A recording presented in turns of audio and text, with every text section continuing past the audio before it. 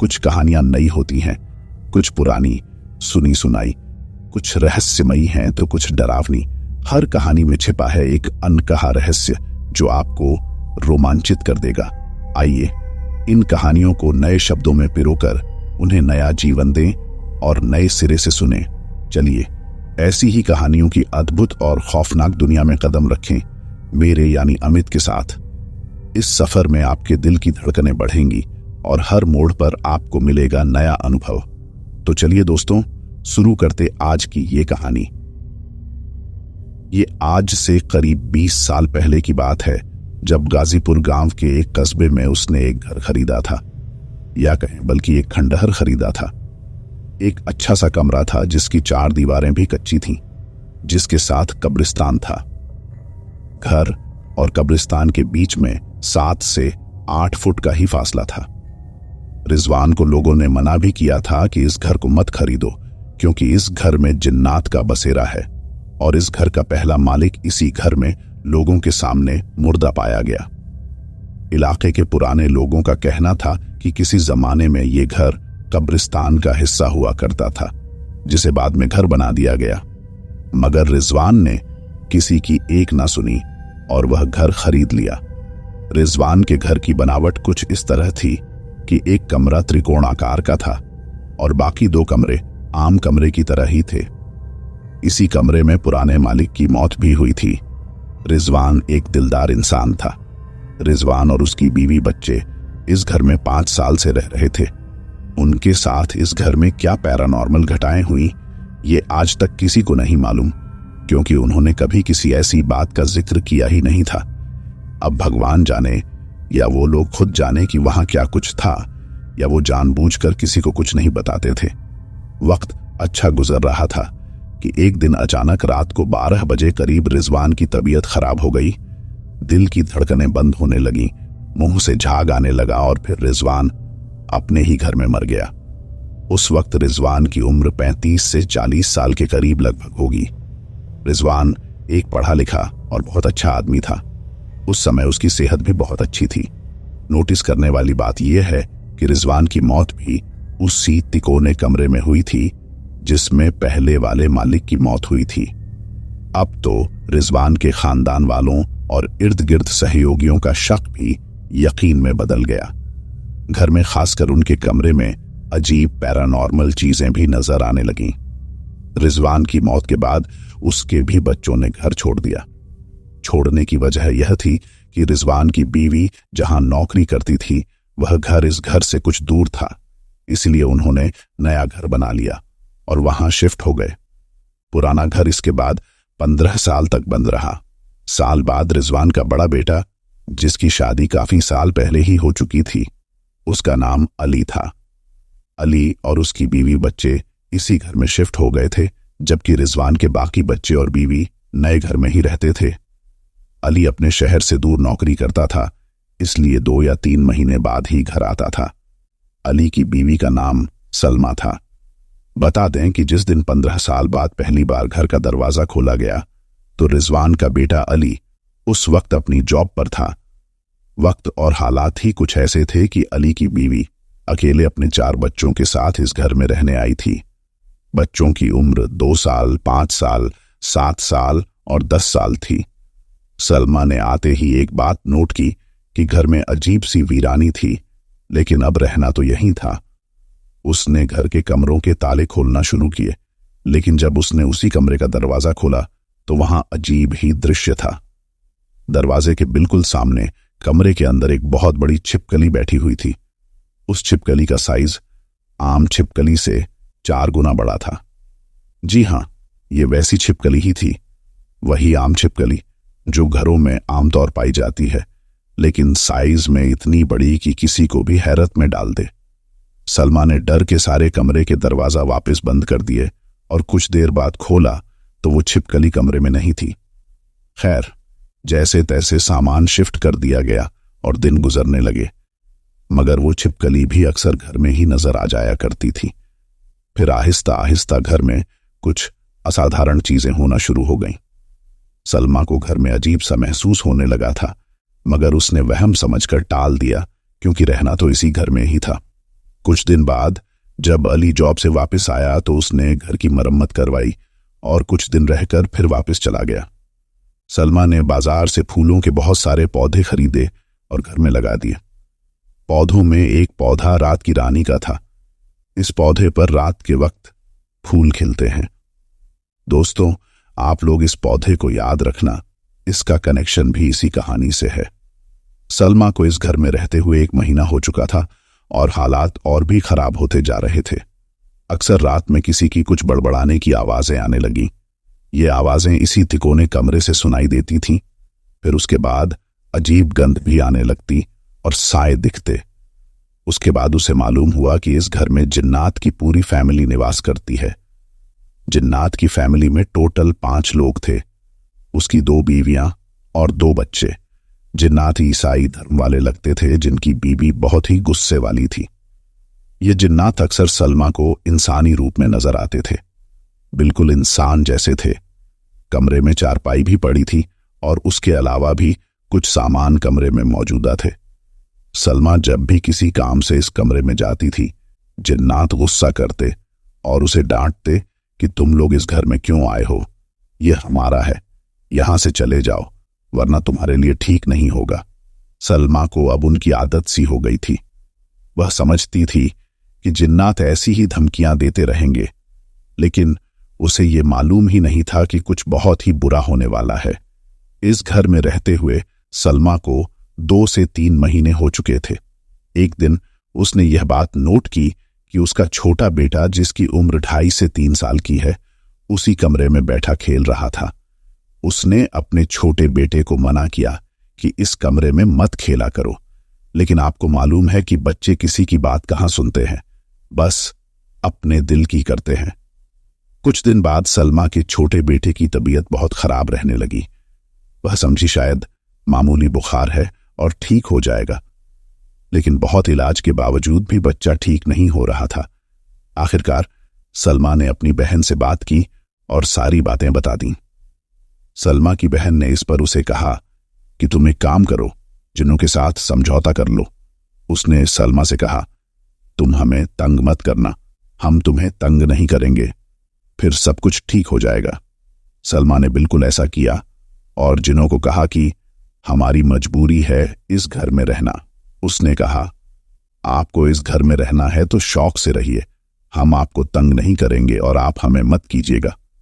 मेरे छोटे छोटे बच्चे हैं और मैं इन्हें कहाँ ले जाऊंगी। आप इस कमरे में रहिए और मैं उस कमरे में रह लूंगी। हम यहां रहेंगे और वहां नहीं आएंगे। उन्होंने सलमा की बात मान ली और उसे कहा, ठीक है, इस बड़े कमरे में मत आया करो, बाकी पूरा घर तुम्हारा है, जहां तुम्हें रहना है रहो, अब हम लोग तुम्हें तंग नहीं करेंगे। इसी तरह काफी दिन गुजर चुके थे और माहौल बिल्कुल नॉर्मल हो चुका था। सलमा के बेटे की तबीयत भी ठीक हो गई थी। एक दिन सलमा का पति छुट्टी पर घर वापस आया। सलमा ने उसे पूरी बात बताई और कहा कि बड़ा कमरा पूरी तरह बंद कर दिया है, तुम भी वहां मत जाना। यह सुनकर अली को बहुत गुस्सा आया और उसने सलमा को डांटा कि ये तुमने क्या कर दिया, इस तरह ये शक्तियां पूरे घर पर हावी हो जाएंगी, फिर क्या तुम पूरा घर छोड़कर चली जाओगी। उसने बीवी को कहा कि जाओ, अभी कमरा खोल कर आओ और उस कमरे में आना जाना रखा करो, ताकि यहां जब चहलकदमी होगी तो वो जिन्नात घर छोड़कर चले जाएंगे, वरना वो लोग यहां पूरी तरह हावी हो जाएंगे। सलमा ने अपने पतिदेव की बात मानी और मजबूरन कमरे का दरवाजा फिर खोल दिया। अली कुछ दिन गुजरने के बाद वापस चला गया। उसके जाने के बाद सलमा के बेटे की तबीयत फिर खराब रहने लगी। सलमा ने इसकी जानकारी भी अपनी बहन को दी। वापस सलमा की बहन ने आगाह किया, सलमा तुम मेरे पास आ जाओ, हम इसका यहां इलाज कराएंगे। सलमा अपने बच्चों को लेकर अपनी बहन के घर चली गई। एक बाबा साहब ने बच्चे का इलाज शुरू किया और कहा, इसका इलाज 40 दिन तक जारी रहेगा, उसके बाद आपका बच्चा बिल्कुल ठीक हो जाएगा और जिन्न भी घर से निकल जाएंगे। सलमा अपने घर वापस आ गई और बाबा का बताया हुआ मंत्र पढ़ना शुरू कर दिया। झाड़ फूंक करवाई, मंत्र किया हुआ जल भी छिड़काया। सलमा जब भी नमाज करती तो जिन्नात उसे मना करते और कहते, ये मत करो, तुम बहुत पछताओगी वरना। कुछ दिनों तक यही सिलसिला जारी रहा। फिर सलमा कुछ दिनों के लिए अपने रिश्तेदारों के घर रहने चली गई। वहां उसने अपनी बेटी को 2 गुड़िया खरीद कर दी।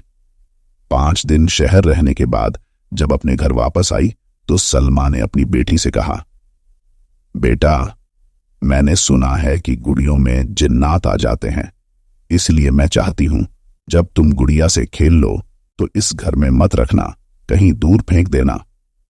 बेटी ने मां की बात मान ली और दूर नहर साइड में दोनों गुड़िया को फेंक दिया और नहर के किनारे गंदे ढेर में फेंक आई।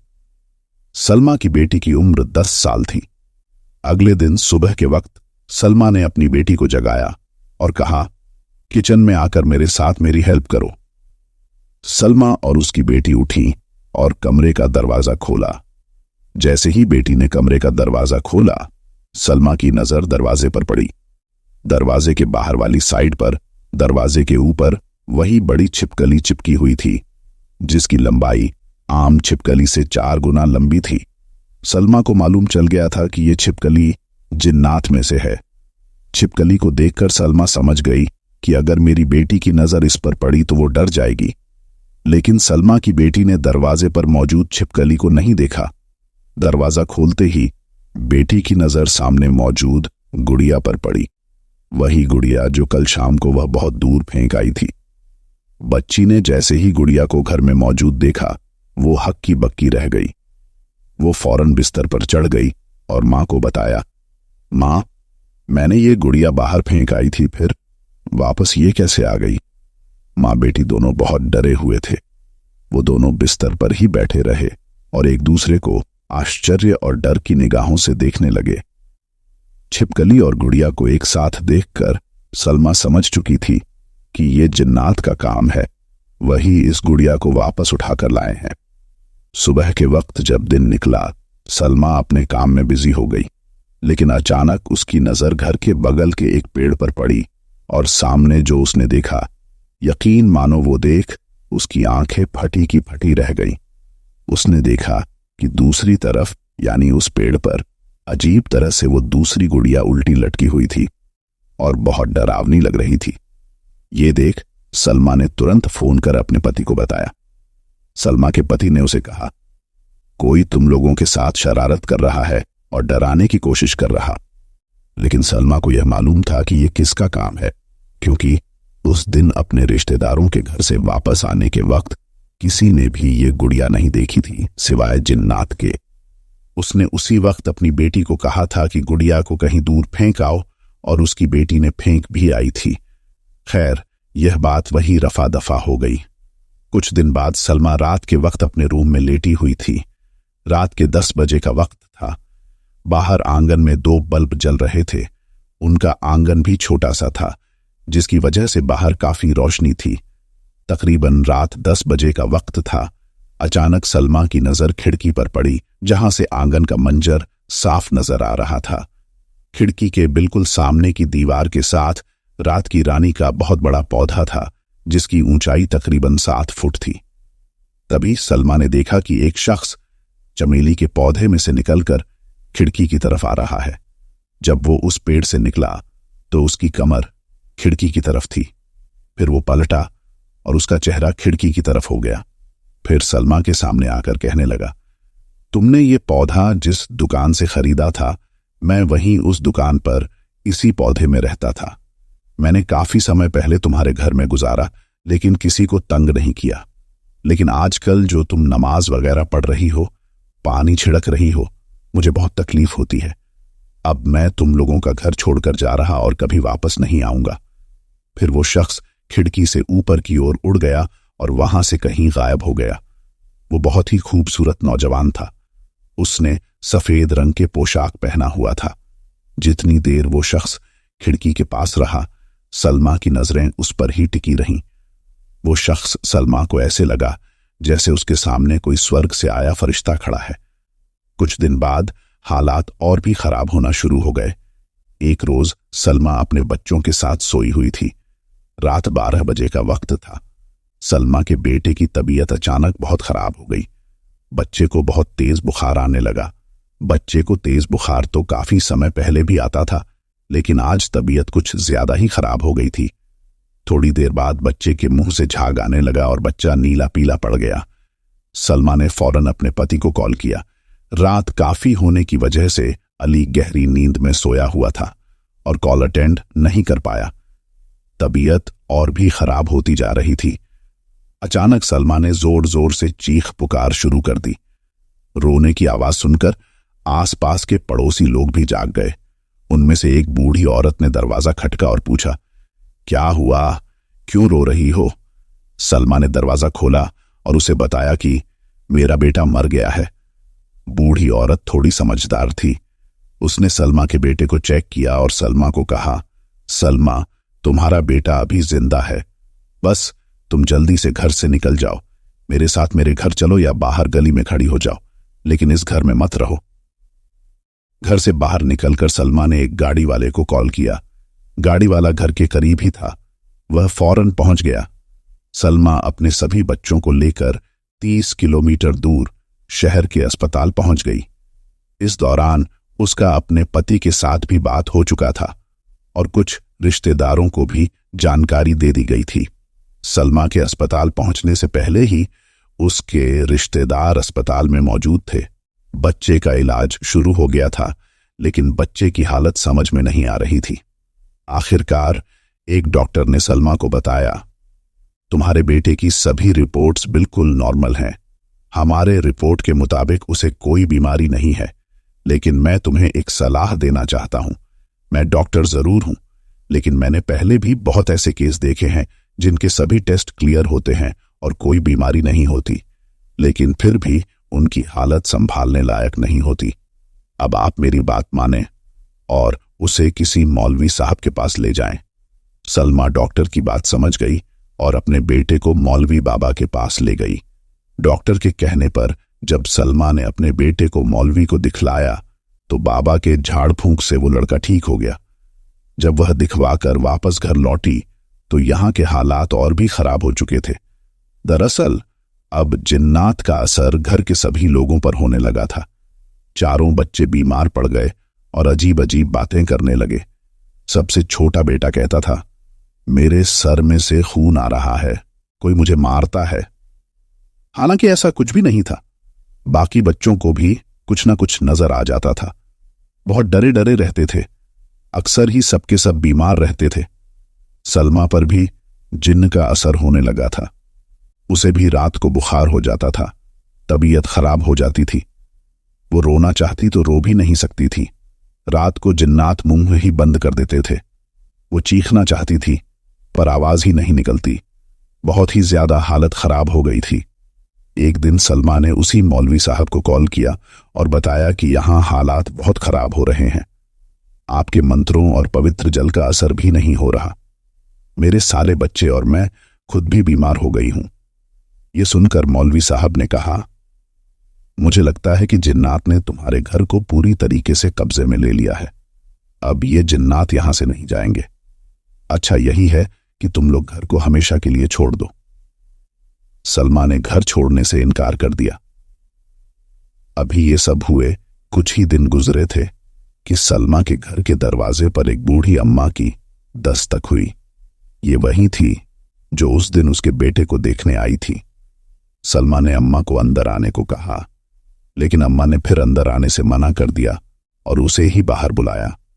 जब सलमा ने अपने घर की चौखट से बाहर कदम रखा तो अम्मा ने सारी बात, जो भी वो अभी तक जानती थी, सब एक के बाद एक बताना शुरू कर दिया।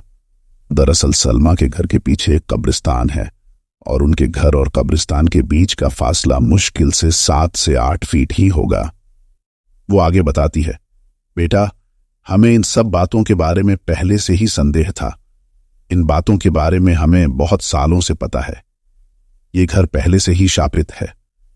हमने तुम्हारे ससुर रिजवान को भी मना किया था कि ये घर ना ले, मगर वो नहीं माना। उसका अंजाम भी तुम लोग देख चुके हो। बेटा, हम लोगों ने रात के वक्त तुम्हारे घर पर जिन्नातों को मंडराते हुए अपनी आंखों से देखा है। वो तुम लोगों की छत पर भी नजर आते रहते हैं। इस घर में वाकई जिन्नात हैं। ये बात पूरे मोहल्ले को मालूम है।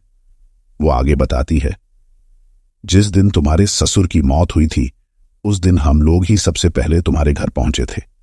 तुम्हारी सास बहुत जोर जोर से रो रही थी और तुम्हारे ससुर के मुंह से झाग निकल रहा था। जब तुम्हारे बेटे की तबीयत खराब हुई थी और मैं तुम्हारे घर आई तो मैंने फिर से वही मंजर देखा जो उस दिन तुम्हारी सास और ससुर को देखा था। बिल्कुल उसी तरह तुम भी जोर जोर से रो रही थी। तुम्हारे बेटे के मुंह से भी वैसे ही झाग निकल रही थी जैसे तुम्हारे ससुर के मुंह से निकल रही थी। उस दिन वही 15 साल पुराना दृश्य मेरी आंखों के सामने घूम रहा था। इसीलिए मैंने तुम्हें फौरन यहां से बाहर निकलने को कहा। तुम्हारी किस्मत अच्छी है कि तुम्हारा बेटा बच गया। अम्मा ने आगे चेतावनी देते हुए कहा, बेटा मेरी बात मान लो, अगर अपनी और अपने बच्चों की जान प्यारी है तो तुम ये घर छोड़ दो और वापस अपनी सास के यहां चली जाओ। अम्मा की बात सुनकर सलमा को पूरी बात समझ आ चुकी थी। सलमा ने अपने पति को कॉल किया और उसे ये सारी बात बताई। अब हमें यहां नहीं रहना चाहिए। उसी दिन सलमा अपना सारा सामान उठाकर अपनी सास के घर वापस चली गई। बताता दूं कि सलमा भी सास से लड़ झगड़ कर यहां आई थी। वापस जाकर उसने सास से अपने किए की माफी मांग ली और अब वह उसी घर में अपनी सास के साथ रहती है। सास के घर वापस जाकर सलमा ने अपना और अपने 4 बच्चों का इलाज करवाया और सब लोग बिल्कुल ठीक सामान्य हो गए। सलमा ने उस घर में पूरे 8 महीने गुजारे थे। अब जब सलमा बीती बातें याद करती है तो खौफ से मन भर जाता है और साथ ही खुद को खुशनसीब मानती है कि उसकी और उसके बच्चों की जान बच गई। दोस्तों, आपको बता दूं कि यह एक बिल्कुल सच्ची कहानी है। इस कहानी की हर एक बात सच है। दोस्तों, उम्मीद करता हूं कि यह कहानी आपको पसंद आई होगी। मिलता हूं एक और सच्ची कहानी के साथ। और हां, चैनल को सब्सक्राइब करना ना भूलिएगा। Signing out.